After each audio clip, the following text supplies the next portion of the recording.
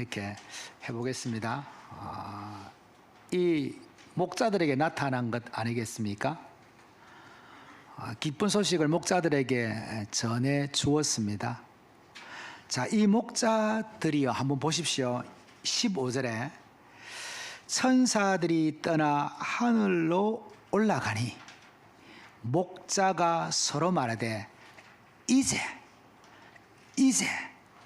베들레헴으로 가서 주께서 우리에게 알리신 바 이 이루어진 일을 보자 하고. 자, 이들이 이 말씀을 붙잡고 베들레헴으로 갑니다. 가는데 딱 여기다 라고 말씀하신 것이 아닙니다. 뒤에 이어지는 16절을 보면요, 찾아서 이렇게 말씀합니다. 그러니 찾아다녔다라는 겁니다. 그죠? 왜 목자들은 찾아다녔겠습니까? 사실이기 때문입니다. 아주 중요합니다. 믿음 생활하는 데 있어서 이 하나님의 말씀을 사실로 받아들이는 것 중요합니다. 한번 생각해 보십시오. 목자가 이것을 사실로 받아들이지 않았다고 하면 베들레헴으로 갔겠습니까? 예수님이 나신 곳으로 갔겠습니까? 신앙생활의 출발점은 이 팩트, 이 사실을 사실로 받아들이는 것 아주 중요하다 이야기입니다. 목자가 받아들인 것처럼 예수님의 탄생을 부인하는 분은 아무도 없습니다. 맞습니다. 2000년 전에 예수님이 이 땅에 오심을 부인하는 사람들 없습니다. 신앙을 가지고 있으나 신앙을 갖추고 있지 않으나 예수님이 이 땅에 오심을 부인하는 사람은 없어요. 이게 팩트지 않습니까? 이 팩트를 사실로 여기고 받아들이는 것은 신자나 불신자에게 동일하게 일어나는 일들입니다. 그죠? 동일하게 일어나는 일들이다 이 말이죠. 그러니까 성경에 보면 역사적인 기록들이 많이 있지 않습니까? 이 성경의 역사적인 기록들이 무엇이라는 이야기입니까? 팩트라는 이야기죠. 사실이라는 이야기죠. 이것을 받아들이는 것이 아주 중요하다 이 말입니다. 과학자들을 보면 고고학자들, 창조과학회, 과학을 가지고 사실을 증명하려고 하지 않습니까? 저는 여기에 대해서 반대입니다. 사실은 사실이지 왜 그걸 굳이 과학을 동원해서 증명하려고 합니까? 그럴 필요가 없는 것입니다. 예수님이 이 땅에 오시면 사실입니다. 그런데 이 사실을 과학적인 방법과 지성과 이성을 동원하여서 사람들이 알아들을 수 있도록 파헤친다 이것 아닙니까? 그럼 좋습니다. 제가 질문해 보겠습니다. 예수님이 이 땅에 오신 것은 사실인데, 팩트인데 예수님이 누구의 몸을 통해서 왔습니까? 마리아의 몸을 통해서 왔습니다. 마리아는 처녀입니다. 처녀가 다음 세대를 생산할 수 있습니까? 불가능합니다. 그죠? 그러면 이거를 과학자들이 증명해야죠.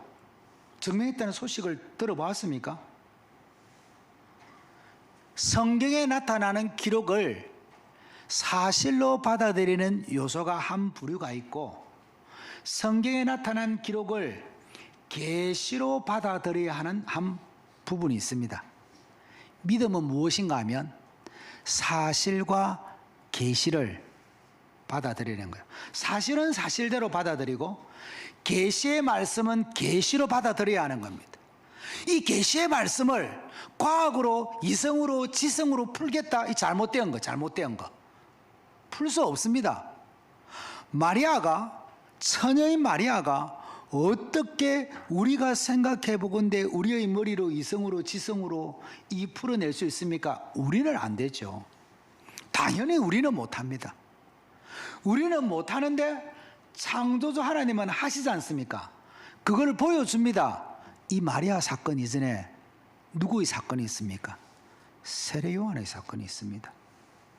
그죠? 세례 요한의 사건을 통해서 하나님이 엘리사벳을 통해서 보여주잖아요. 보여주는데도 못 알아듣습니다. 우리는 보여주는데도 그 사건을 계시의 말씀으로 받아들여야 되는데 계시의 말씀으로 안 받아들이죠. 오전에 말씀드린 대로 사라가, 경수가 끊어진 사라가 이삭을 출산하잖아요. 계시의 말씀인 거예요. 이 계시의 말씀으로 어떻게 과학적으로 증명을 할 수 있습니까? 신앙은 그런 것이 아닙니다. 사실은 사실로 여기고 계시는 계시의 말씀으로 여기는 것이 우리가 믿는 기독교라고 하는 거예요. 이 사실과 계시가 함께 가야 합니다. 이거 둘 중에 한 가지만 받아들인다. 이거 잘못된 신앙입니다. 나는 사실로 여기지는 것들만 믿는다. 지성주의, 이성주의 이 사고에 젖어 있는 분들은 나는 이해되지 않는 것들은 절대로 믿을 수 없어. 그래서 이 예수님의 이 처녀 탄생 이거는 믿을 수 없다. 이렇게 이야기하시는 거죠. 당연하죠. 성경에는 팩트만 있는 것이 아니라 계시의 말씀이 있거든. 이 계시의 말씀을 계시로 받아들이는 거예요. 그런데 그거를 배제시키고 신앙생활을 하려고 하니 힘이 드는 겁니다. 힘이 드는 거예요. 또 계시는 받아들이는데 사실을 사실로 안 받아들인다. 예수님이 이 땅에 오신 것은 사실이라니까요. 부인하는 사람은 없다니까요. 근데 자기 혼자서 부인해. 아니야 그럴 수 없어. 안 된다니까. 이렇게 여깁니다. 이것 또한 문제입니다. 그래서 여기에 있는 2장 15절 아주 중요하다 이 이야기입니다. 기독교가 종교이되 참 종교인 것은 이 계시와 이 사실에 기초하고 있기 때문에 얼마나 감사한지 몰라요. 얼마나 감사한지 몰라요. 믿음의 눈으로 받아들일 것은 믿음의 눈으로 받아들여야 하는 겁니다. 눈에 보이지 않는 것들 많이 있죠. 이 눈에 보이지 않는 천국을 보셨습니까? 천국에 다녀왔습니까? 하나님께서 영의 눈을 열어서 우리에게 계시해 주는 거잖아요. 내가 경험한 천국이 아니잖아요. 하나님이 계시해 주시면 내가 영의 눈을 열어서 하나님이 보여주시고 알게 하시고 깨닫게 하신 것을 나의 것으로 여기는 것입니다. 이게 믿음이에요. 이 계시의 말씀을 붙잡고 나아가는 우리가 취해야 할 태도란 말이죠. 아주 중요합니다. 그래서 여기에 있는 이 목자들은 이 사실을 계시의 말씀으로 여기고 그 현장으로 어떻게 해요? 찾아다니는 거예요. 놀랍죠? 찾아다니는 거. 그래서 2장 16절 보십시오. 빨리 가서 지체하지 말자라는 거예요. 지체하지 말고 마리아와 요셉과 구유의 누인 아기를 찾아서 이렇게 되는 것 아니겠습니까? 자, 드디어 찾았습니다. 17절 18절 보고 천사가 자기들에게 이 아이에 대하여 말한 것을 전하니 그 어머니에게 어떻게 해요? 전해주었다라는 거죠. 제가 자료를 이렇게 찾아보니까 그때 당시에 지금 이 구유가 어디에 있는가 하면 지금 우리의 집 구조와는 다릅니다. 자료를 보니까 어디에 있는 센터에 있다 이 말이죠. 그러니까 기퉁이 모퉁이에 있는 것이 아니고 딱 중앙에 있어서 그 중앙에서 우리 예수님이 탄생을 하니 예수님이 출산하니 어떻게 되어집니까? 아이 울음소리가 나겠죠. 그럼 주변에 있는 사람들이 축복해주기 위해서 축하해주기 위해서 예수님과 마리아와 요셉 말고도 다른 사람들이 거기에 모여 있었습니다. 예수님, 마리아, 요셉만 있었던 것이 아니다. 우리가 옛날에 우리의 정통도 어떻습니까? 아이가 나면 문 앞에 뭘 겁니까? 뭐 고추 같은 거 걸대어 보니까. 마찬가지 유대인들도 자녀를 출산하면 우리 집 아이는 아니지만 축복해 준단 말이야. 사람들이 많이 모여 있을 거 아닙니까? 또 여기에 있는 구유가 센터에 있다고 말씀드렸죠. 지금 2층 가옥 구조라고 보시면 됩니다. 1층 한가운데 있기 때문에 주변에서 보면 잘 보인단 말이죠. 그래서 많은 사람들이 모여 있었어요. 그리고 모여 있는 곳에 가서 누가요? 이 목자들이 천사가 전해준 메시지를 어떻게 해요? 여기 그대로 말하고 있죠. 전하니, 전했다라는 거예요. 그죠? 근데 거기에 18절 한번 보십시오. 듣는 자가 다 목자들이 그들에게 말한 것을 놀랍게 여기니. 그러니까 세 사람만 있었던 게 아니라는 걸 정확하게 알 수 있죠. 그때 그 당시의 역사적 배경을 찾아서 공부를 해보면 주변에 많은 사람들이 있었고, 여기에 사실은 놀랍게 여긴다는, 이상하게 여긴다라는. 왜 이상하게 여겼겠습니까? 당연히 이상하게 여깁니다. 오전 시간에 말씀드렸죠. 이 목자들의 재판정에서 정인으로도 부르지 못하는 사람들이었습니다. 그러니까 그 목자들의 말을 믿을 사람이 없어요. 재판에서 증인 채택도 안 되는데 그 목자들이 그 천사가 전해준 메시지를 이야기했습니다. 그럼 거기에 있는 모여있는 사람들이 믿었다라가 아니라 여기에 있는 놀랍게 여기다는 것은 이상하게 여긴데, 믿을 만하나? 저 뭐 목자 주제에 지가 뭔데? 요런 분위기라 이 말이죠. 안 믿는 거예요. 이해되시죠? 우리가 나가서 복음을 전하며 할렐루야 아멘, 제가 이번 주 교회 나가겠습니다, 저 예수님 믿고 신앙생활을 잘하겠습니다, 이런 소리 들어봤습니까? 안 믿습니다. 안 믿어요. 안 믿어. 똑같습니다. 아무리 복음을 강설해서 잘 설명하고 해도 그들은 믿지 않습니다. 니나 잘 믿어라. 지금이 세상 분위기가 그런 것 아니겠습니까? 그런 거예요. 그런 거. 자, 그런데요, 한번 보십시오. 제가 여기는 없고요, 성경에 보면 2장 19절 PPT 올려주세요. 2장 19절에 보면요, 보십시오. 주변에 있는 사람들은 안 믿어요. 이상하게 여기고 그 목자의 말에 관심도 안 갖습니다. 그런데 이런 분이 계세요. 마리아는 이 모든 말을 마음에 새기어 생각하니라. 와, 비록 사람들이 믿지 않는 그 목자의 메시지지만 이 어머니는 마음에 새긴단 말이에요. 그 소명과 사명을 따라서 마음에 간직한다라는 거예요. 와, 어마어마합니다. 마음에 간직한다 쉬운 것이 아닙니다. 주변에 있는 사람들은 다 믿지 않습니다. 다 믿지 않는데 이 어머니는 왜요? 선 경험이 있거든요. 사람으로서는 되어지지 않는 일들이 누구에게 일어났습니까? 마리아에게 일어났잖아요. 하나님의 역사, 하나님의 신비, 하나님의 일하심을 누가요? 마리아는 알거든요.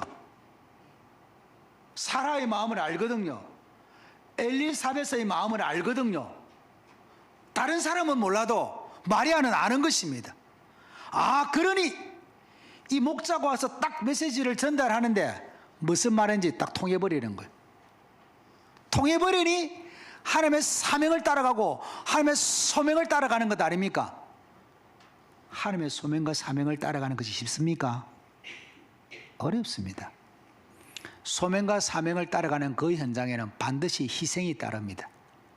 소명과 사명을 따라가는 그 현장에 희생 없이 소명과 사명을 따라간다고요? 다 거짓말입니다. 다 가짜입니다. 사도 바울이 희생이 없었습니까? 12사도에게 희생이 없었습니까? 믿음의 선진들에게 희생이 없었습니까? 소명과 사명을 따라가는 그 현장에는 반드시 희생이 있습니다. 희생하지 아니하고 믿음 생활하시겠다고요? 죄송합니다. 다 가짜입니다. 100% 가짜입니다. 내가 시간, 내가 물질, 내가 가지고 있는 것, 하나님 나라를 위하여 섬기고 헌신하고 희생하지 않는 가운데 속에서 신앙생활 하시겠다고요? 다 가짜입니다. 분명히 말하고 있잖아요. 선 체험이 있는 이 마리아는 그 메시지가 무슨 말인지 알아서, 다른 사람들은 이상하게 여기고 믿지 않지만 마리아는 어떻게 했다고요? 말씀을 간직한다라는 거. 마리아만 간직해서 되겠습니까? 우리도 간직해야 되지 않겠습니까? 왜요? 우리에게도 선체험이 있습니다. 내가 죽을 수밖에 없는 그 자리에 있었는데 하나님의 은혜가 찾아왔잖아요. 내가 죽을 그 자리였는데, 사망의 자리였는데 하나님의 은혜가 찾아와서 성령의 능력으로 그 주 예수 그리스도를 주인이라고 고백하는 그 선체험이 우리에게 있는 것 아닙니까? 그러면 하나님의 말씀이 강설되어지면, 선체험이 있는 우리에게 강설되어지면 마음에 새겨야 되는 것 아닙니까? 그들과 다른 겁니다. 하나님을 만난 성도, 참된 성도에게는 다른 사람이 경험하지 못한 것이 다 있는 것입니다. 우리 여기 계시는 성도님들 여기 앞에 놓으셔서 간증하라고 하시면 다 잘하십니다. 왜요? 선체험이 있기 때문입니다. 선체험이 있기 때문입니다. 이게 아주 중요합니다. 우리 한 사람 한 사람 하나님 다 부르셨다라는 거. 한번 보십시오. 시편 19편 11절. 또 주의 종이 이것으로 경고를 받고 이것을 지킴으로 상이 크니이다. 마리아가 사명과 소명을 가슴에 품고 기다리는 것 아닙니까? 지켜 행하는 것 아닙니까? 그렇게 되어지면 우리가 다음 주에 살펴보겠지만 이 천국 백성으로서 어떤 것들을 누리는지, 이 부활 소망에서 어떤 것들을 누리는지 다음에 살펴보겠지만 무엇을 한다고요? 상이 크다, 이렇게 말씀합니다. 상이 크다. 이 상이 크다라는 말은 우리가 이해할 수 있도록 하기 위해서 그냥 상이 크다라고 한 거예요. 또 이야기하면 또 막 혼돈이 올 수 있는데요, 우리가 이해하기 좋도록 해서 상이 크다, 차별한다는 이야기가 아닙니다. 1등상, 2등상, 3등상 이런 개념이 아니에요. 이 땅에서는 1등상, 2등상, 3등상이 있는데 하나님 나라에는 1등상, 2등상, 3등상 이런 게 없다고요. 그죠? 차별은 아니고 차이는 있습니다. 차이는 있어요. 차이는 있지만 하나님 나라에는 차별. 다음 주에 이 부분에 대해서는 제가 강설해 드릴 것입니다. 어쨌든 자기의 신분, 자기의 사명을 잊지 않고 마음에 간직한 누구라고요? 엄마라는 이야기죠. 와, 멋지지 않습니까? 얼마나 멋집니까? 얼마나 멋집니까? 자, 그런데 여기 한번 보십시오. 20절에 한번 보십시오. 목자들은 자기들에게 이르던 바와 같이 듣고 본 그 모든 것으로 인하여, 자기네들은 들었습니다. 그저 천사들로부터 메시지가 선포되어질 때 그 선포되어진 메시지를 들었습니다. 또한 이 현장에 와서 예수님을 보았습니다. 듣고 보고 만지고 체험한 모든 것으로 인하여 중요한 게 등장하죠. 하나님께 영광을 돌립니다. 자, 여기서도 우리는 이런 말을 자주 씁니다. 하나님께 영광, 하나님께 영광, 뭐가 하나님께 영광입니까? 하나님께 영광, 하나님께 영광, 하나님께 영광. 예수 그리스도가 드러나는 것이 하나님의 영광이 되어지는 거예요. 하나님이 드러나는 거예요. 나 자신이 드러나는 것이 아니라 나의 성김과 봉사와 헌신과 예배와 기도와 이 모든 것들을 통해 누가 드러나야 된다고요? 예수 그리스도. 하나님이 드러나면 하나님께 영광이 되어지는 거예요. 하나님께 영광이 되어지는 거예요. 여기에 사건에서 목자가 드러납니까? 아니죠. 누가 드러납니까? 예수 그리스도가 드러나잖아요. 예수 그리스도가 드러나잖아요. 어머니가 사명을 품고 소명을 품잖아요. 주님이 드러나고 하나님이 드러나잖아요. 그러니까 어떻게 됩니까? 하나님께 영광을 돌리고 찬송하며 돌아가니라. 이제 우리도 세상으로 파송을 받아 돌아갈 것입니다. 여기서 이 말씀을 준비하면서 하나님께서 제게 주시는 메시지가 결론으로선 이 부분입니다. 예수님이 재림하실 것입니다. 그런데요, 그 예수님의 재림을 어떻게 모시하고 있는가 하면 베드로전서 5장 4절, 목자장이 나타나실 때, 재림하실 예수님이 뭐라고요? 목자장입니다. 목자장. 그러면 재림하시기 전까지 제자로 부름을 받은 우리들은 뭡니까? 여기에 등장한 목자입니다. 와, 지금 말씀을 준비하는 건 하나님께서 조명해 주신 겁니다. 아, 그러면 우리 한 사람 한 사람이 목자구나. 우리 한 사람 한 사람이 목자면 무엇으로요? 열심으로. 무엇으로요? 정직으로. 내가 해야 될 일을 감당하면서 목자장 예수 그리스도를 기다리는 이 현장에서 묵묵히 내가 해야 될 일들을 매일매일을 선물을 받아서 사명과 소명을 품고 이상히 여기는 것이 아니라 마리아처럼 이 삶의 현장에 나아가는 것. 이 목자들은 밤에도 양떼를 지켰습니다. 우리 각자에게 주신 양떼가 있습니다. 그것이 자녀일 수도 있고요, 그것이 남편일 수도 있고요, 그것이 동료일 수도 있고 친구일 수도 있고 가족일 수도 있고 이웃일 수도 있습니다.